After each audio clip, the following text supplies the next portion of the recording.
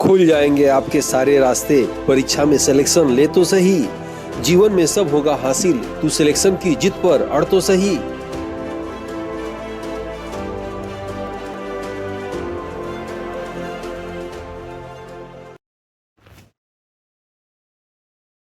Aditya class exam गुरु channel में आप सबका स्वागत है।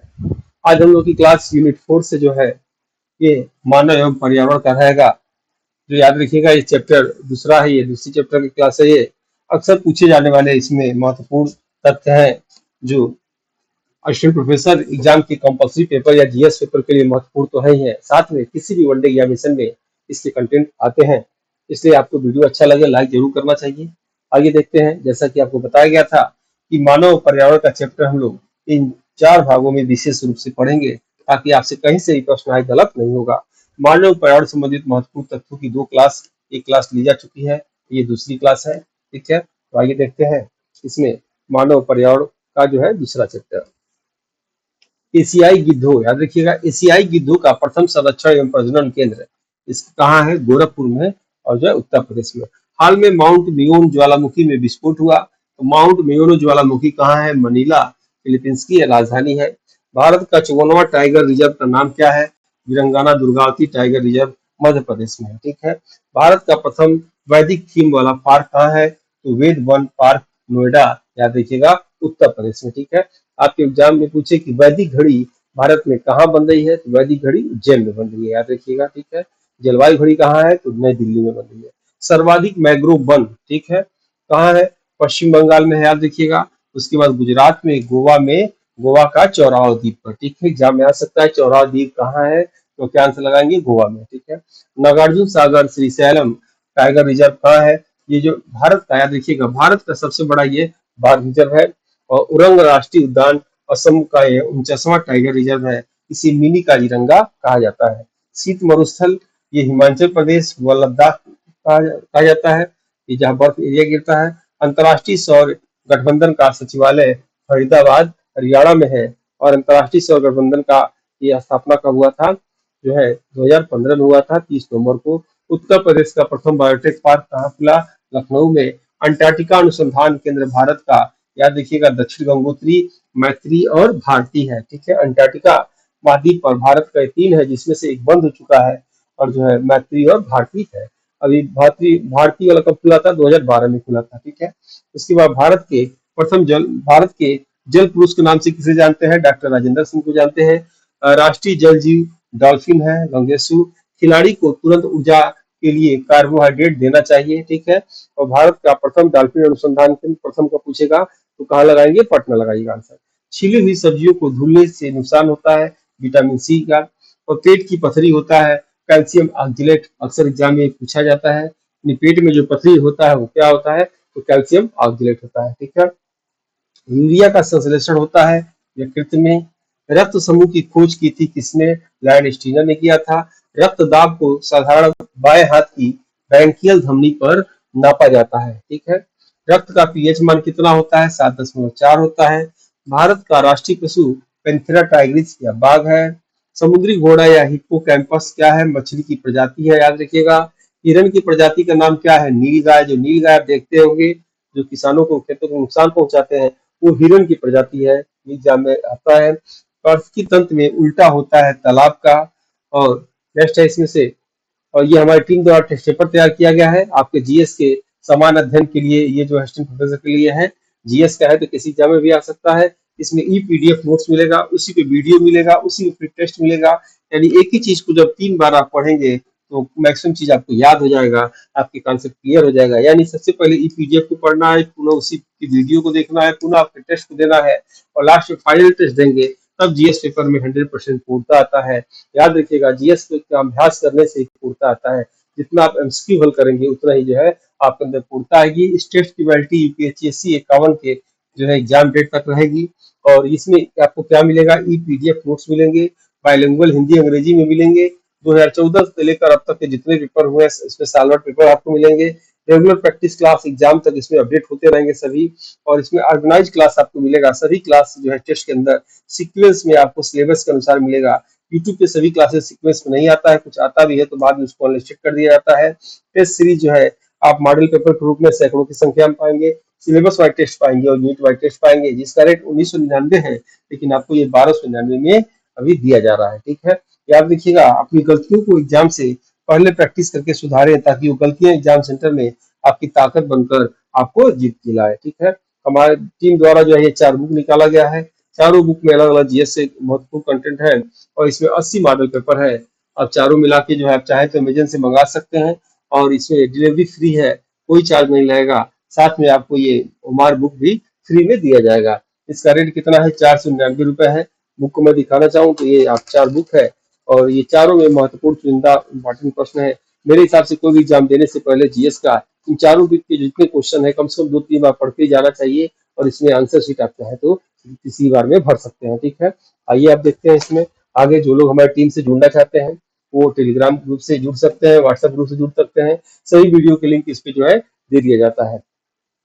आगे हम लोग देखते हैं एपी कल्चर। पूछेगा एपी कल्चर का संबंध किससे है, मधुमक्खी पालन से है।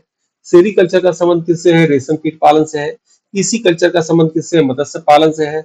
ऑर्निथोलॉजी का संबंध किससे है, पंछियों के अध्ययन से है। इकोलॉजी का संबंध किससे है, मछलियों के अध्ययन का है। पेडोलॉजी का संबंध किससे है, मिट्टी के अध्ययन का है। और पेडागोजी का संबंध किससे है, शिक्षण कार्य अध्ययन से है। ठीक है, एंटोमोलॉजी का संबंध किससे है, कीटों के अध्ययन से है। डेंड्रोलॉजी का संबंध किससे है, वृक्षों और झाड़ियों के अध्ययन से है। क्लोरोफिल में क्या पाया जाता है, एमजी मैग्नीशियम पाया जाता है, याद रखिएगा। और एथिलीन एसिटिलीन फलों को पकाने के कार्य में आता है। फ्लोएम उत्तक, याद रखिएगा, भोज्य पदार्थों को भोजन के विभिन्न भागों में पहुंचाता है। और जाइलम उत्तक, याद रखिएगा, जल को पौधे के विभिन्न भागों में पाया जाता है। ठीक है, अक्सर एग्जाम में आता है जड़ में कौन सा उत्तक पाया जाता है, तो जौ से जड़, जौ से जाइलम और जौ से जल। ठीक है, यानी जाइलम कहाँ, उत्तक कहाँ पाया जाता है, जड़ में पाया जाता है। फ्लोएम कहाँ पाया जाता है, पत्तियों में पाया जाता है। ठीक है, नेक्स्ट इसमें आते हैं आगे। नाइट्रोजन की कमी के कारण पत्तियों का रंग पीला होता है। ठीक है, नाइट्रोजन पौधों की प्रोटीन होता है। ठीक है, प्रोटीन कहा जाता है पौधों का। पौधे नाइट्रोजन को नाइट्रेट के रूप में प्राप्त करते हैं। खाद्य पदार्थों को खराब होने से बचाने के लिए प्रयुक्त होता है एसिटिक अम्ल, बेंजोइक अम्ल या नमक, तीनों का प्रयोग किया जाता है। मैक्सिमम जो है खाने वाले पदार्थों में जो है उसको संरक्षण के लिए बेंजोइक अम्ल मिलाया जाता है। मछली के लीवर में क्या होता है, विटामिन ए होता है। और शरीर में विटामिन ए का भी पाचन कहाँ होता है, लीवर में होता है, आप जानते ही होंगे। कोशिका के जनक कौन है, तो रॉबर्ट हुक है। दूध में प्रोटीन होता है केसिन के रूप में। पौधों में सबसे अधिक रोग होता है फफूंदी। सर्वाधिक आयरन पाया जाता है किसमें, पालक में। ठीक है, मसूड़ों से खून आना, ये विटामिन सी की कमी से होता है। पेनिसिलिन एंटीबायोटिक, याद रखिएगा, कवक से प्राप्त होता है, जिसके जनक अलेक्जेंडर फ्लेमिंग है। ठीक है, 1 ग्राम वसा में ऊर्जा 9 कैलोरी होता है। नसों को, हृदय की धड़कन को सुसंचालित करता है कैल्शियम। और भारत का राष्ट्रीय समुद्री पार्क जामनगर कच्छ की खाड़ी, इसकी स्थापना 1982 में हुआ था। ठीक है, डॉक्टर सलीम अली ये प्रख्यात पंछी वैज्ञानिक है। सलीम अली राष्ट्रीय उद्यान जम्मू कश्मीर में है। डॉक्टर सलीम अली की पुस्तक का नाम है handbook of bird of India and Pakistan, याद रखिएगा आप। ग्लोबल 500 पुरस्कार जो है प्रथम भारतीय प्राप्तकर्ता का नाम क्या है, डॉक्टर बिंदेश्वर पाठक को दिया गया है, जो सुलभ इंटरनेशनल के संस्थापक हैं। हाल में ही इनका निधन हो गया है, इसलिए इनके विषय में प्रश्न आ सकता है कि सुलभ इंटरनेशनल संस्थापक कौन है, तो डॉक्टर बिंदेश्वर पाठक। ठीक है, 2005 के बाद इसका नाम बदल के चैंपियन ऑफ द अर्थ रख दिया गया, किसका, ग्लोबल 500 पुरस्कार का। विंटर लाइन भारत में मसूरी व स्विट्जरलैंड में घटित होता है। ठीक है, नेक्स्ट है भारत का राष्ट्रीय जलीय प्राणी डॉल्फिन। टाइलर पुरस्कार पर्यावरण सुरक्षा एवं पारिस्थितिक क्षेत्र में दिया जाता है। सीता अशोक, याद रखिएगा, उत्तर प्रदेश सरकार का राजकीय वृक्ष है, यानी उत्तर प्रदेश का राजकीय वृक्ष है इसमें। ठीक है, और धूल प्रदूषण को रोकने के लिए प्रयुक्त होता है। इसी को अशोक का वृक्ष भी कहा जाता है। हीलियम एक अक्रिय तथा अज्वलनशील गैस है, इसलिए इसका उपयोग मौसम विज्ञान संबंधित प्रेक्षण के लिए और गुब्बारों में भरने के लिए किया जाता है। ठीक है, इंडियन इंस्टीट्यूट ऑफ इकोलॉजी व इन्वायरमेंटल नई दिल्ली की हुआ है और इसकी स्थापना 5 जून 1980 को हुआ था। केंद्रीय शुष्क क्षेत्र अनुसंधान संस्थान centre arid zone research institute कजरी का मुख्यालय कहाँ है, जोधपुर राजस्थान में है। स्वच्छ भारत अभियान 2 अक्टूबर 2014 को शुरू हुआ था। शांति घाटी आंदोलन बाबा आमटे व सलीम अली द्वारा हुआ था। नर्मदा बचाओ अभियान मेधा पाटेकर द्वारा हुआ था। पोषण का राष्ट्रीय संस्थान कहाँ है? हैदराबाद में है। भारतीय वन प्राणी संस्थान का मुख्यालय कहाँ है? देहरादून में है। भारतीय वन प्रबंधन संस्थान कहाँ है? भोपाल में है। आयुर्वेद का राष्ट्रीय संस्थान कहाँ है? जयपुर में है। नेशनल इंस्टीट्यूट ऑफ नेचुरोपैथी कहाँ है? पुणे में है। जल को शुद्ध करने की विधियां देख लीजिएगा। पहला, ताप व अन्य भौतिक कारण विधि द्वारा होता है। परावैंगनिक किरणों तथा रेडियोधर्मी आयरन द्वारा होता है। रसायनों द्वारा ऑक्सीकरण करके ओजोन और आयोडीन क्लोरीन पर होता है। और क्लोरीन द्वारा, ये ज्यादा पूछा जाता है कि जल को शुद्ध करने की कौन सी विधि है, तो क्लोरीन द्वारा जो है जल को शुद्ध किया जाता है। सबसे बड़ा बायोस्फीयर रिजर्व मन्नार की खाड़ी, यहाँ देखिएगा कहाँ है? तमिलनाडु में है। ठीक है, पूछता है कभी कभी। और सबसे छोटा बायोस्फीयर रिजर्व डिब्रू-सैखोवा असम में है। बीओडी का फुल फॉर्म क्या होता है? Biological oxygen demand. और सीओडी का फुल फॉर्म क्या होता है? Chemical oxygen demand. ठीक है। नाइट्रेट की अधिकता से क्या होता है? ब्लू बेबी सिंड्रोम रोग होता है। कैडमियम की अधिकता से क्या होता है? इटाई रोग होता है। आर्सेनिक की अधिकता से क्या होता है? ब्लैक फुट रोग होता है। पारा की अधिकता से क्या होता है? मिनीमाटा रोग होता है। ठीक है। जल प्रदूषक उद्योगों की संख्या लगभग 9 है। प्रदूषक किसे कहते हैं? जो प्रदूषण फैलाए, वह तत्व जो प्रदूषण फैलाए उसे प्रदूषक कहा जाता है। ठीक है, प्रदूषक कहा जाता है। उसे क्या कहते हैं? प्रदूषक। गंध याद रखिएगा, जल प्रदूषण गंध के द्वारा, कीटनाशक के द्वारा, गंध उद्योग या कीटनाशक उद्योग। तीसरा है उर्वरक उद्योग, पेट्रोल रसायन उद्योग, दवा उद्योग, तेल शोधक उद्योग, चर्म उद्योग, कागज उद्योग और चीनी उद्योग से याद रखिएगा जल प्रदूषक जो है इससे फैलता है। नेक्स्ट हम लोग आते हैं, ये टेस्ट सीरीज जो बताए थे, जिनको लेना ले सकता है और डिस्क्रिप्शन बॉक्स में इसका लिंक दिया गया है ताकि इसको आसानी से आप ले सकते हैं। और ये बुक आप मंगा सकते हैं, डिस्क्रिप्शन बॉक्स में इसका भी लिंक दे दिया गया है और ये चाहे तो टीम से जुड़ सकते हैं। ठीक है। वर्तमान में पर्यावरण नीति में विकासशील देशों की जनता को शुद्ध पेयजल उपलब्ध कराना सूची में नहीं है। 75 डेसिबल के अधिक की ध्वनि यदि 8 घंटे से अधिक जीवधारी लगातार सुने तो वह उसके उपापचय की क्रिया को प्रभावित करती है। 90 डेसिबल से अधिक ध्वनि पर्यावरण की गुणवत्ता का ह्रास करती है। ठीक है, गुणवत्ता का ह्रास करती है। 80 डेसिबल की ध्वनि तीव्रता मानव के कानों पर विपरीत प्रभाव डालती है, जिससे बहरापन की समस्या हो सकती है। 60 डेसिबल की ध्वनि सामान्य वार्तालाप की होती है। डाप्सन क्या है? ओजोन मापन इकाई है। रोंटजन क्या है? रेडियो प्रदूषण के मापन की इकाई है। रोंटजन को रैम भी कहते हैं। याद रखिएगा, डाप्सन से ओजोन मापन इकाई है, रोंटजन क्या है? रेडियो प्रदूषण के माप की इकाई है। 20 मिली रैम तक विकिरण जीवधारियों को नुकसान नहीं पहुंचाती, परंतु 20 मिली रैम से ऊपर विकिरण नुकसानदायक है, जो है नुकसानदायक है। रेडियोधर्मी प्रदूषण के कारण जीन्स व क्रोमोसोम में हानिकारक परिवर्तन होते हैं। इसके कारण कैंसर, अस्थि, टीबी, बांझपन, चर्म रोग जैसी समस्याएं होती हैं।